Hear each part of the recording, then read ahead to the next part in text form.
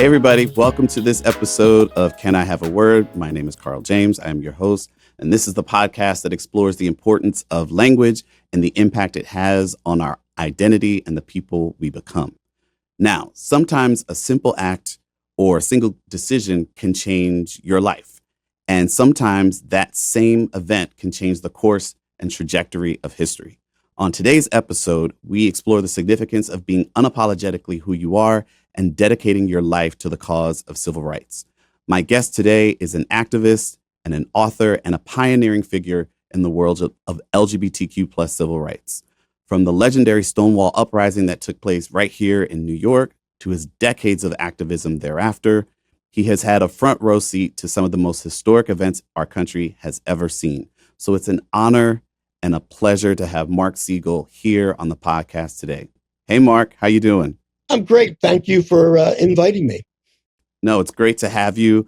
And this has been something that I've really been looking forward to, and I'm really excited for the conversation today. And I have a lot of questions, so just want to dive right in. First, just to give folks a little bit of background in terms of who you are. I like to ask people, what is the story of your name? Is there a significance to your name in and of itself, or where you were born, or even where you were from? Well, by birth, I am Jewish. My family was Jewish. So in the Jewish tradition, you always name a new child after someone who's passed on that you would like to remember. So I was named after my great-grandmother, whose name was Molly. And the way you do it is you take the first letter of that name and you decide which name you would want to use. So my parents chose my great-great-grandmother, and they used that M, and that came up with Mark somehow. Wow. All right. So we went from Molly to Mark. Okay. That's amazing. And you're in Philly right now, correct? Correct. So what's interesting, and we'll get into obviously everything that happened with Stonewall. But as I visited the visitor center yesterday, and I saw the videos, and one of the things that occurred to me was obviously Philadelphia is the birthplace of America's democracy, but also it has been a significant city for LGBTQ plus civil rights. And so, can you just tell me a little bit about sort of Philly in that regard? I know there's a lot of things you could say, and I know you still call it home today, but just the role that the city of brotherly love, if you will, has played in that movement. Well, I think we're in a period of time where we are just beginning to take our history seriously. And I think a good deal of LGBT youth today think that Stonewall popped up and therefore that was the beginning of everything. And they don't realize what came before. And they don't realize how long the battle has gone on and what the nuances are of that. So when I go out and speak, I try to give a little history of our LGBT movement. And I'll ask the audience, when did the gay rights struggle begin? And usually I'll get the answer primarily, which is Stonewall. That's what everybody would say. Yep. And then some people think they're a little more knowledge, and they come up with some things like the Black Cat, Comptons, and I listen very intently. Places in San Francisco or something like that. Yeah. Right. So basically, at the end of the day, I'm able to say, well, sorry, no one got it. The answer to that question is 1898 by a guy by the name of Dr. Magnus Hirschfeld in Germany. The first recorded organization in the United States was 1922 in Chicago by a man by the name of Henry Gerber. I could tell you what? These are names I've never heard. Exactly. This is why I say people are not taking our history seriously. Therefore, we're just beginning to look at our history. We are at the beginning phases of that. And one of the eye-openers for me, and again, someone who's been there for 55 years, I'm able to place these pieces where they fit. I'm also, after Stonewall, in 1976, I became a journalist. And so now I'm able to use the eyes of journalism to logically look at a lot of the steps along the way. And luckily for me, I was in New York from 69 to 71, then came home to my Philadelphia, where I didn't get involved in all the fights over Stonewall, which were monumental. But so therefore, I'm a little unbiased, and I could treat all of this time in a way that I don't think anyone else. So let's take a look at our history. So 22 starts in the United States in Chicago. The Illinois Organization for Human Rights was the name of the organization. Did not Okay. last very long at all. Did very little, but it was a start. After that came the various organizations like Mattachine, Daughters of Blightus, Homophile Action League. They sprang up in about 10 cities in the United States. There were various disruptions, and the two ones that we point to are Compton's in San Francisco, Black Cat Right. in Los Angeles, and also a picket line in Philadelphia against a restaurant called Dewey's, which similarly to Compton had thrown gay people out late at night because they weren't the type of people they wanted in their restaurant. So you have those three events, but you also have two others which haven't been reported on very much. You have Frank Kameny chaining himself to the walls of the White House, and you have Randy Wicker, who did a demonstration with Craig Rodwell outside a Army induction center in 1965, demanding that they allow gay people to join the military. A good deal of this is at this point not known. But here's the juxtaposer, which I put in my memoir, which I think really amazed most activists. So during all of this time before Stonewall, there are these fledgling little organizations. They were not inviting, shall we say. They were not inclusive.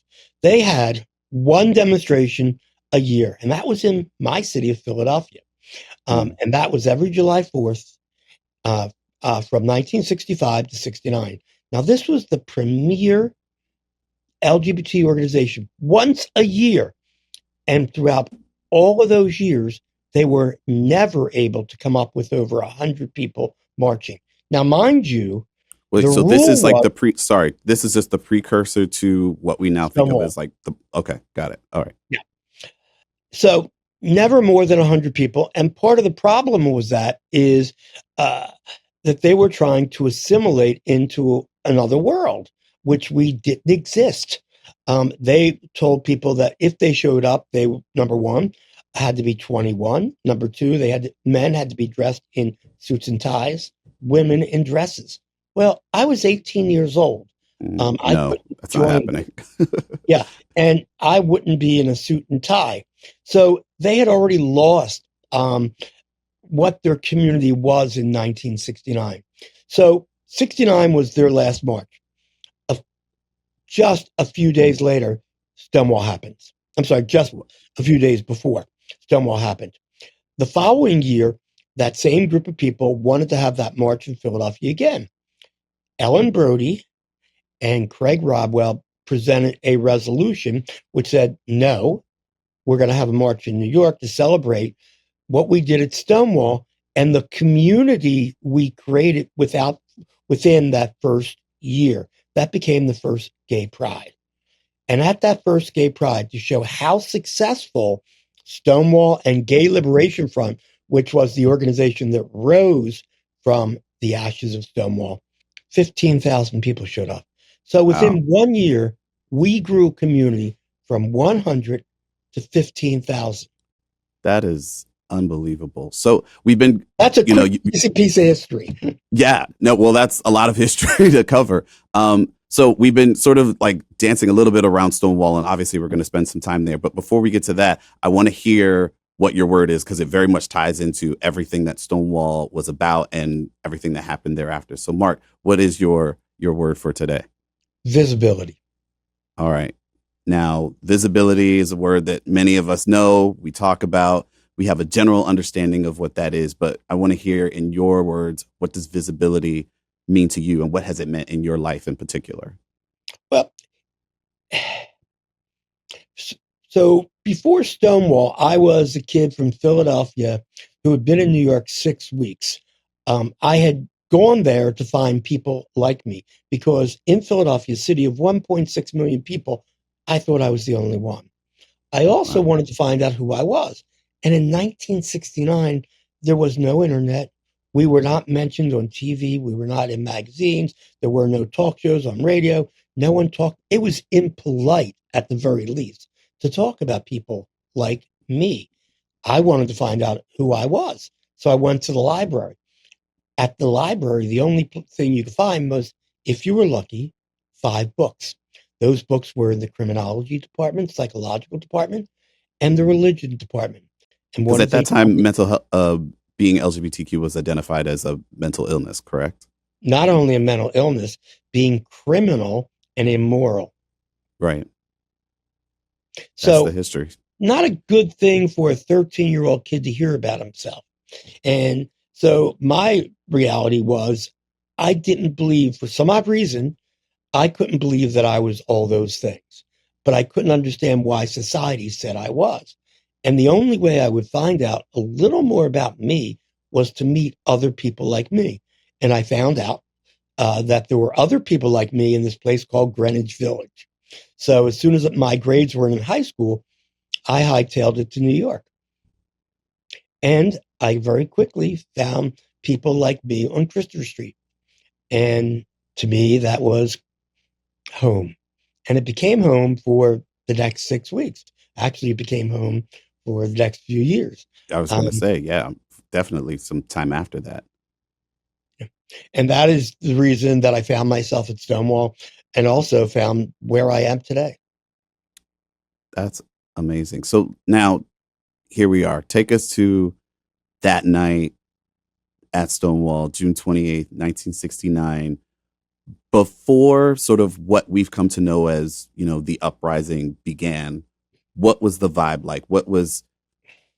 Did it feel like a different night, or was it just like any other night? You were there dancing, It having a was good just time? like, uh, so I thank you for going to the visitor center. It's very important to me.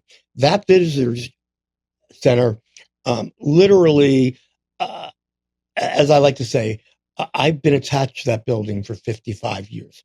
And during that 55 years, it has been very painful because people don't really understand what that building represents, nor do they understand why what happened, nor who the people were. There's so much information. And at the visitor center, for the first time, we try hopefully to explain a good deal of it. And here are things that we have done, which I am extremely proud of. If I would ask almost anyone in our community who was at Stonewall, I would get 2 names for the most part. If I asked you who's at Stonewall, I would guarantee you would say to me, Sylvia Marshall. Sylvia and Marsha, yeah. Right. And if I asked you who else was there, you might blank out, as 99% of our community. And I understand that. So what we did on that wall, which is the exhibit about Stonewall, we put a lot more names on it. Yeah. If you go to the visitor center, you're going to see a lot of names. You're going to learn people who were there, who did the work. You're also going to find something else very unusual, which I think is not banged into your head, but is done very subtly. Because I don't think people understood how that myth happened and why it happened. And so we don't allow it to appear anywhere in there. There were over 100 riots in America during the 1960s. They might have been for Vietnam, they might have been for racial issues. And then there was our riot. Why is it our riot, of all those 100 riots, the only one that's looked at in theatrical terms? That, my friend, is a stereotype. Mm. And we don't play that game at the visitor center. You will find nothing that is stereotype. Now, if you dig a little deeper, you could think of, okay, were there stereotypes of any of the other demonstrations? I'm sure you could. But why is it that in ours, that had become the main focal point? People got hurt. There was bloodshed. There was destruction. And yet you're looking at something theatrical. Now, where did that theatricality come from? As a journalist, we did a little digging. And so the first articles written about Stonewall were written from the Village Voice. Those first articles, and I urge people to read them, in the articles, the writer actually states that he was a friend of Inspector Pine, who did the ratings. He is also a heterosexual male. So he's writing those articles from the view of the police. And the best way I could show you what his reaction was at the end of that article, he talks about the destruction inside Stonewall, and he didn't want to blame the police. So who did he blame? The LGBT The community. patrons, yeah. They blamed us for destroying our own place when the police barged in and broke it up. So not only did he do that, he's also the person that said the Queens were doing this because of theatrical reasons, and they were dancing on the street. And so all of that comes from a homophobic reporter from the Village Voice. Right. So, And when you don't have, sorry, not to cut in, when you don't have the opportunity to sort of control your own narrative, you're sort of left at the mercy of whatever they decide to write about you. So because we weren't running the newspapers or writing the articles, like people could say whatever they want and frame it in whatever light they wanted to. we are finally getting a chance to frame our history. And that's what the Visitor Center does. It showcases people who were there. And the third thing it does, which answers the question, people keep asking, well, who was there? It's not quite clear. Well, the first line that we use in the context of the exhibit is that Stonewall is a story by many people. It's a composite of many views. When you look at Stonewall and what happened that night, it was over many city blocks and many hours. No one could be everywhere at every time. Therefore, everyone had a different experience, and not one experience is the same as each. My experience that night was when Marty Robinson came over and gave me the chalk and said, right on the street, up and down the street, tomorrow night, Stonewall. Okay, that was mine. Somebody else had another experience of running away from a police officer. Someone else had an experience trying to, when the police got arrested. Everybody, there are many stories of Stonewall. And because it is now 55 years later, we're beginning to get some of them. I mean, because of the disputes over Stonewall, I found myself not wanting to get involved with all the fighting over the years. And I find myself in a very strange position today that I never expected to be in. One that I'm actually proud of. I'm beginning to accept my heritage or my history. So when we look back at that time, people say, who was there? And I've always made the point very clear is that I was not going to say who was there because there were people inside the bar who ran when it opened. There were people who stood around and fought back. There were people standing on the corners watching what was happening. There were passerbys. So all those people could be claimed to be at Stonewall when the events were happening. And we don't know who all of those people were. And then there's the line which I've become known for, which is, it's a riot. No one's taking a roll call during a riot. I mean, which is a great point. Yeah, like who's am I taking going names? block to block mentioning names? So do I know a few people who were there? Yes. And we try to, put them. Do I know everybody was there? No. And no one does. No one. Right. So that and that's similar to most riots, that existed in the 1960s. So, you bring up, first of all, if you haven't been to the visitor center at Stonewall, I highly, highly encourage it. It's one of those things where you think and then you walk in and you're like, oh, I had no idea. To your point, the names, just the sort of the vibe of the place. And I've been to the Stonewall as a bar, but I've never sort of really immersed myself in that history. One of the things that I thought was interesting, just in looking at the videos, there's some, there's a video at the far end of the visitor center, and it's you talking, and you talk about the fact that at that time that there were limits in terms of who could come in and numbers of certain types of people that could come in. Like, at the time they called them drag queens. Today we would call them folks who are transgender.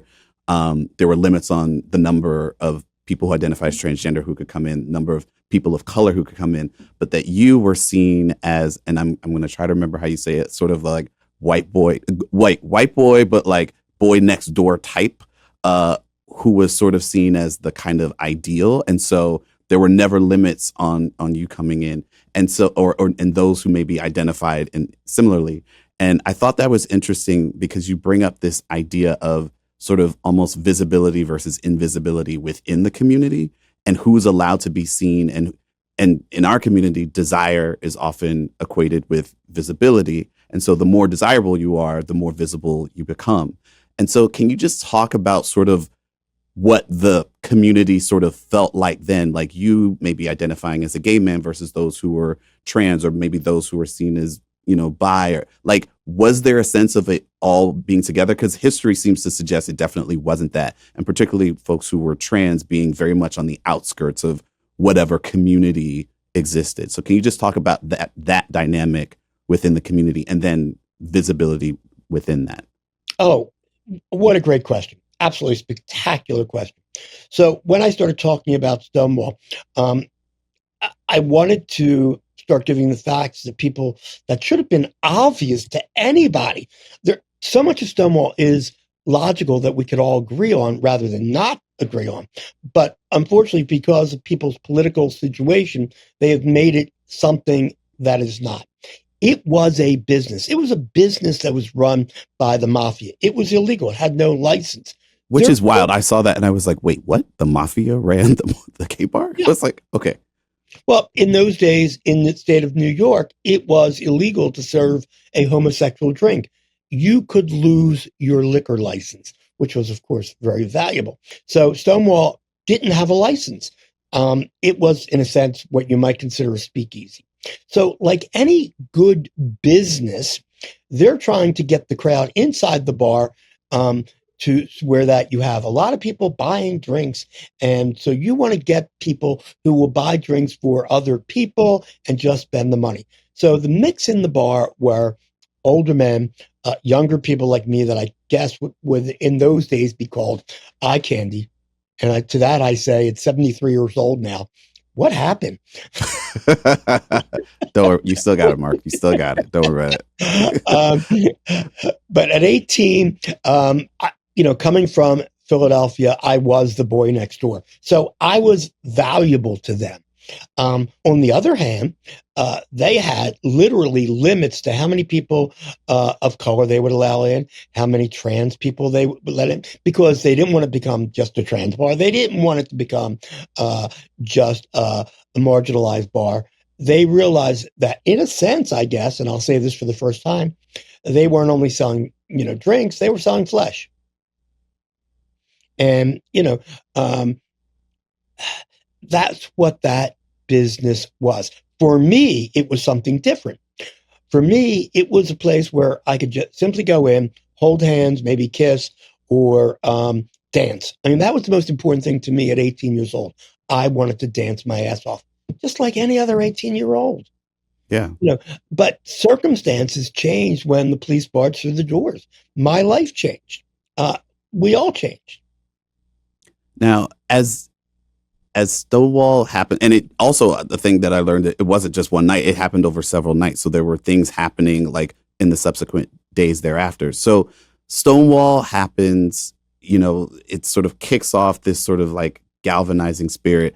And then can you just talk about like what happens in the ensuing years thereafter? Because I know at some point, we're getting to this point in your life where you decide like, we're going to take on the media and really sort of, to the point around visibility and representation, you really go at the media and literally confront them live on TV, which I would love to hear what made you decide to do that. But can you just talk about sort of the aftermath and like, how that then like carries things forward? This is a great question because it's something we get into in the last panel of the exhibit, which again was very important to me. Stonewall was a spark. It created a spirit. And from that spirit or ashes came Gay Liberation Front.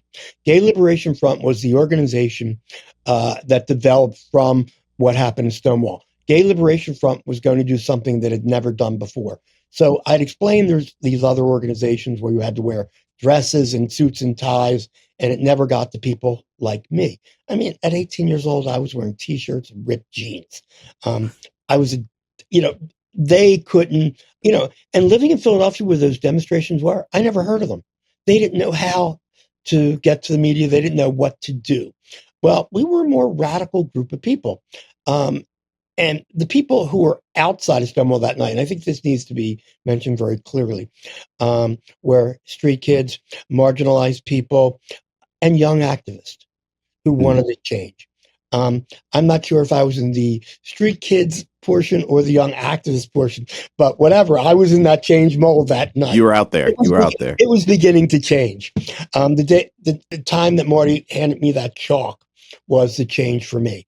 I could tell you today what I probably thought in an instant and the many things going through my brain, which the most important to me, which is what I got from my grandmother, which was she was a woman who had to leave Russia because of the pogroms. She was a woman who fought for, was a suffragette and fought for women's right to vote. And when I was 13, took me to my first civil rights demonstration. And so therefore, I think somewhere in my blood, there is this need to fight for equality. And I know somewhere along that line, I probably said it's, the counterculture of the 1960s, women are fighting for their rights, blacks are fighting for their rights, Latino are fighting for their rights. What about us? And I know that, and then, I'm not sure when it came in because, it's a riot. Marty handed me the chalk. And so that became the first thing that I actually did. And from that point on, so people say, who was at Stonewall? My line to that was, who was there the next night? Who was there the next week? Who was there the next month? Who was there the next year? Who was there for the long haul? Yeah. Yeah, exactly. So from that night on, it's cataloged, and I seem to be the only one that's actually cataloged this point, which is what dawned on me as we were doing the museum, which sort of surprised me. So the first thing we did was 1 month later, July 27th, Marty Robinson again, Martha Shelley, created a march from Washington Square to Stonewall. Gay people had been entrapped in Kew Gardens, Queens. And so they expanded that, talking about entrapment of gay people all over New York. And now that Stonewall was a symbol, 1 month later, it's already a symbol. That's where the march are. And that's the first pictures you see of me at that march 1 month later. And so from that point on, gay liberation is founded. And one of the slogans that we had was out loud and proud. You have to remember, this is a time when 99.9% of our community is in the closet. So Right. what I would say to people today is, we're the ones who made it possible for you to be out. A good deal of our community is out now. Everything that we did in that first year is what created change. So at the first meeting, the first discussion was identity. We are going to self-identify. We are no longer going to let society identify us. We are not going to be that item up on that scientific shelf that calls ourselves homosexuals. From that moment on, I was a gay man.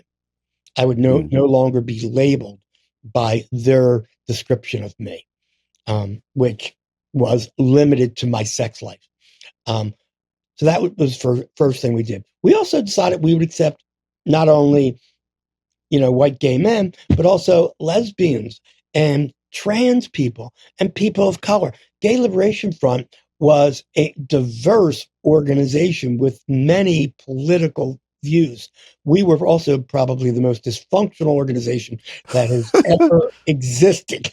But glad some things never change. I mean, organizations with the best of intentions always end up a little chaotic because you've got all these personalities and different ideas of what we should do and how we should do it. So that's just natural, I think. Here's the fun part. And this has not been historically listed as it should be, how important it was. So aside from, accepting self-identity, which today is a huge part of who we are and what we do, the second thing we did was we were going to create a community where there was none. So as I've said, before we were there were only 100 out people in America. Not only were there only 100 out people in America, the only places that gay people met were at those meetings of those 10 organizations, private parties that gay people had, illegal clubs, and gay cruising places. That's 4.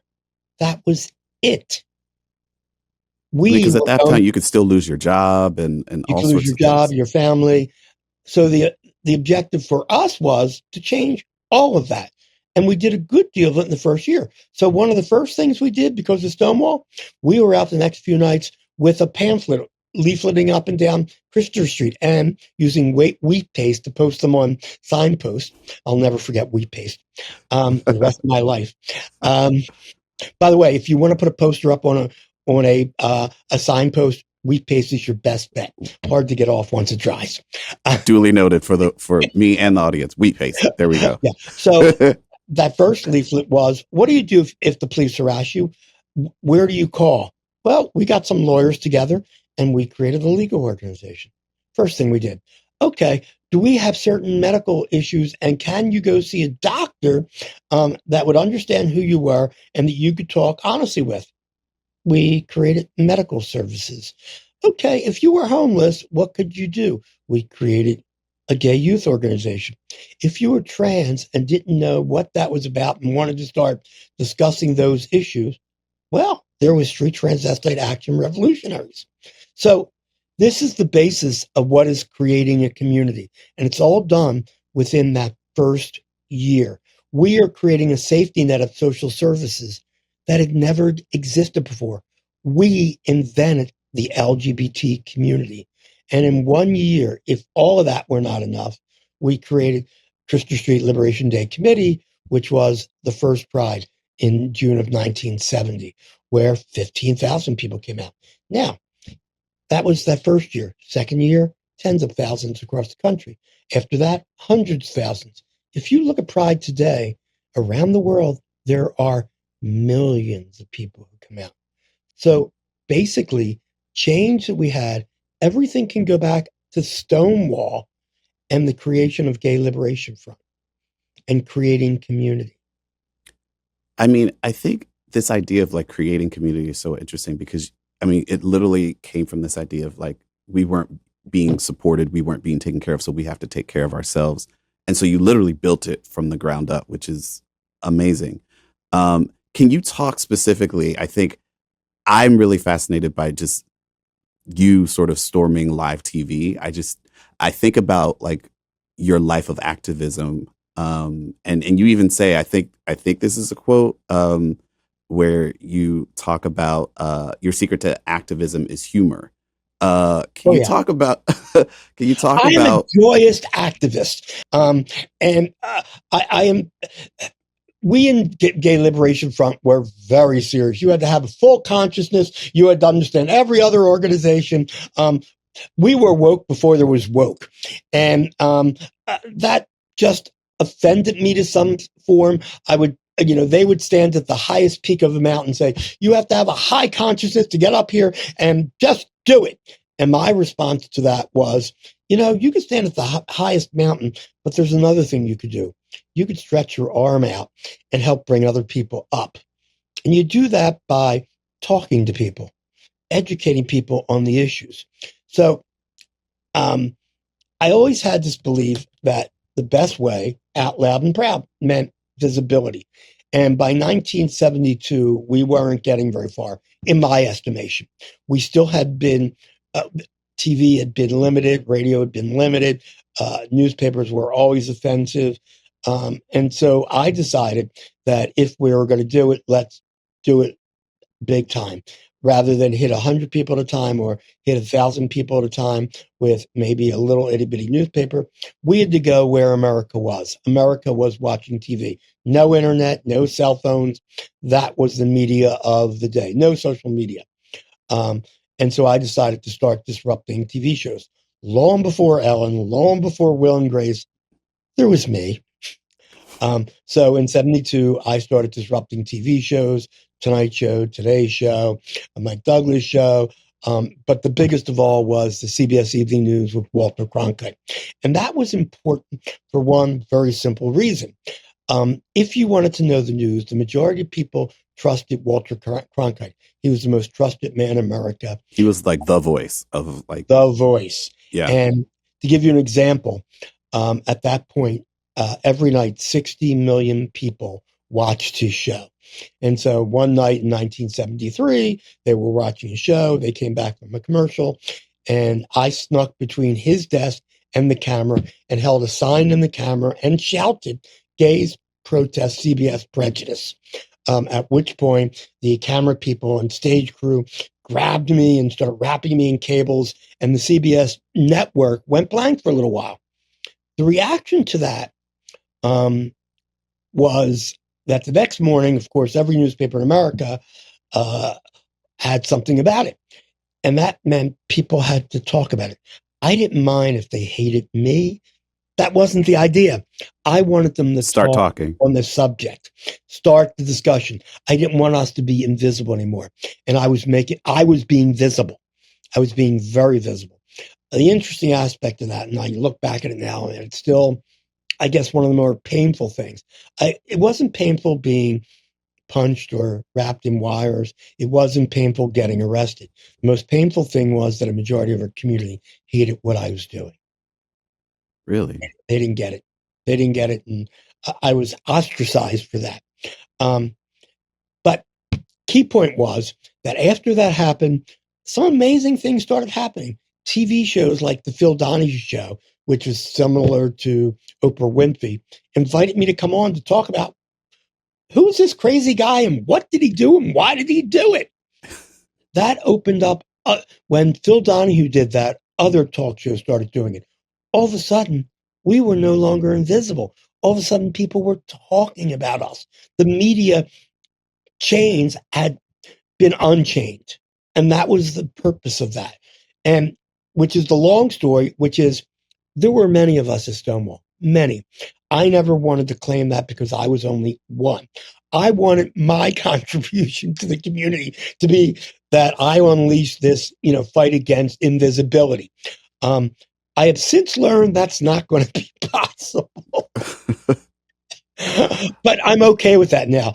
I think this year was the final year that I finally became okay with that.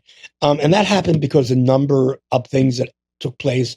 I had some wonderful women of color who said, if you don't start talking about this, the myths are going to continue. You're the only one who could do this. You're the only one. I am so old that I'm one of the few still around who has all the documentation. Well, I mean, that's a legitimate point that, we don't live forever. So, this history, if it doesn't come out, the people who were there, if they don't share it or if it's not preserved somewhere, we lose it. And so, I mean, I think that's the beauty of you continuing to talk about it. But that's also the great thing about having the visitor center. Just to sort of move us further along, when did the visitor center even become an idea? When did that start? And to get us to, it only recently opened, but can you just take us through quickly, how we got there and how that came to be? Yeah. Two women by the name of Diana Rodriguez, two women of color. I think that's really important to make that very clear. Absolutely. Because it took two women of color to finally create something where we as a community can go to pay homage to our community. So it was Diane Rodriguez and her wife, Anne Marie Gothard, who came up with the idea 6 years ago. And it took 6 years of hard work to put this all together. Interesting enough, in their research, they came across me, and about the same time, I discovered what they were doing. So we connected with each other, and they quickly became aware of how that story could be told. And eventually, without telling me, I became the curator of the exhibit, not knowing I was the curator of this exhibit. Careful what you wish for. Careful what you wish for. I didn't wish for it, but I love but it did two things, which was number one, I love those two women.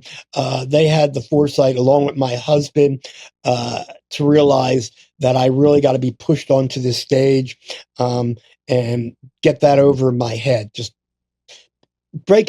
I guess I would say I had to break the shackles of Stonewall, and I did that, and I'm so glad that they pushed me in that direction. There are four people I give credit to. Three are women, which I find amazing in itself. It's the woman who was the curator at the Illinois Holocaust Museum. And I mean, if you think of what all of their experience is within museums and discrimination, I find it very interesting. They're the four people who push me out. My husband, I understand, because he's lived with me for 20 years and has heard all these stories. And he's like, please go tell people. He's please been just pushing keep telling me. people. No, he did it very gently, and Diana was a little more forceful. But from all of that, we finally have a different way of telling our history and telling it with stories of other people and realizing there are others out there that we will probably never learn. But we now have a context, and it will grow. It will grow. I mean, I am so thrilled that I was able to put a quote up there from Jerry Hughes. People don't know who Jerry Hughes is, and he was one of the most instrumental people in that whole first year. Bob Kohler's up there. Martha Shelley's up there. There have been rumors who created Pride. Well, their names are up there on that Their wall. names are there. You'll finally be able to see who they are. There are pictures of them. They're there. They are living, breathing individuals. And some of them are still alive, which makes it even better. We will have a private function sometime in the fall, which I'm putting together, which will be basically meet the names on the wall. Oh, that would be amazing. Yeah. Definitely would look forward to that. People should definitely, again, please go to the Stonewall Visitor Center if you have an opportunity. There's so much history there. I know we're close to time. I just wanted to ask you one more question before we leave you today. Given like your tremendous sort of activism over the years, and obviously you're still doing the hard work and telling our stories, what is your vision for LGBTQ plus people now? What is your wish for the community? What is still left to be done? We have a lot of work to do. I mean, I am thrilled with how far we've gotten in the United States. I never expected us to get this far. I mean, that little kid outside, Stonewall of 18 years old, never dreamed that we would be in the military, never dreamed that we would get married, never dreamed that there would be non-discrimination laws. But we have a long way to go. There are 450, if I count them correctly, anti-LGBT laws that have been introduced around the country. That's a backlash. So we have to get through this current backlash, and we will. So as someone who's been around for 55 years, I could tell you there have been many backlashes against our community. And each time there's been a backlash, we came out stronger. And I think that will happen at this time. I'm not sure how long it will take, but we will, survive this, and we will be better off at the end of it. The idea is remain visible. If you become invisible, you won't win any of these wars. We have won every single one of these backlashes by being more visible than less visible. That's why that's my key word. I also worry about us not being visible enough. I want to see more trans people in public. I want to see more gay men in public. I want to see more gay women in public, or lesbians, whichever word they want. I worry about the word queer because I don't think it makes us visible enough. I think that's more of a political term. And I want us to be visible for who we are. But again, I respect those people. Again, I'm one of those people who believe in self-identity and respect everybody for their choice of what they wish to be. I think that's really important. But I think we're at a time where, for most part, the legislation around the country, 450 pieces of legislation, none of them use the word queer. They use gay, lesbian, or trans. Very specific and targeted. Yeah. And there's, and if you look at the don't say gay laws, which are many of them, what are they trying to do there? They're trying to make us invisible again. So that's the key here, and always has been the key. And so that's where we have to go. And as I speak about just the United States, that's only one part of it. We are our brothers and sisters keepers, not only in the United States, but around the world. There are other places around the world where LGBT people are being imprisoned if it's known that they're gay, are being killed. Killed, absolutely. Yeah. So it is our job to get this message around the world and to work with organizations who are doing it. I'm proud that one of the things I did over Pride Month was partner with Amnesty International to get messages into some of those countries and to work with those movements. I hope someday to go to Istanbul and get arrested again.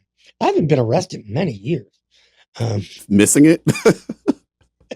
To some extent, yes. Still the agitator, still the disruptor. Yeah, I've said this for years, and the funny thing is, I don't think any of my politics or positions have changed. I think society has changed. I think we have been I think all those from my generation have been great change agents. We've created change that lasts to this day and will continue to create change. I think that we have to use that and work with people. You just can't scream and yell at people. You have to work with people, at least those who could be, who are educable.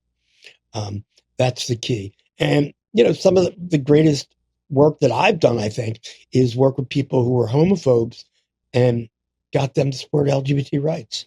It is possible. I mean, we in Pennsylvania, where I live, got marriage equality a year before the Supreme Court ruled. And we got it by a Republican right-wing governor. And the way we got that was by just talking to him and show him that, we wanted the same rights that he had and his wife had. And this is, what we could do. Just getting to realize that we're not that green-eyed monster in the closet. And you do that by being visible and talking to people. I think that's such a valuable point, because I feel like our current discourse, we're so divisive and we don't want to hear what anyone who doesn't believe what we believe thinks. We just don't want to hear it. And yeah, your point is so right on. And there's a word for that that I often hear. Everybody in our community seems to wish to be a victim. And you don't understand, don't use those words for me. You're making me a victim. Well, sorry, I've heard worse words that I've been called all my life. And I didn't say, you're not going to make me a victim. Well, what I have said is, I won't become your victim. I'm a human being. Here's what you need to learn about me. And let's have a discussion about that rather than just cutting a discussion. Where's the education in that? Where's the dialogue in that? It just ends it, and you're allowing that person to go off. Never lose an opportunity to create an ally. Absolutely. Mark, I can't thank you enough first of all, for taking the time today, but most importantly, for your continued activism, your continued sort of storytelling around so many important aspects of our collective, not just LGBTQ plus history, but like American history, that I think people should know and people should delve into. Your work will obviously live on, but I think your inspiration is, I think, the thing that just continues to reap benefits decades later. So thank you for all that you have done and continue to do. As I've mentioned, please, if you have an opportunity, take a moment to go visit the Stonewall Visitor Center. It's full of important history that we all need to know and should know and be aware of. So with that, I think we're good, Mark. Thank you so much.